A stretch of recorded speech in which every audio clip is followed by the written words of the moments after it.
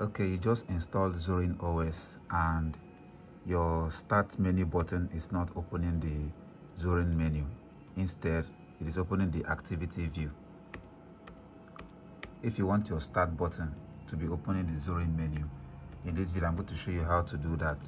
So what you have to do is just to hover your mouse to the icon, the Zorin icon, right click and click on interface settings. Over here you're going to see where it says left super key. Change it from activity overview to Zorin menu. Now close it. When you click on the start menu button, it will bring up the Zorin menu. I hope this helps. That's all for this video. See you guys in the next one.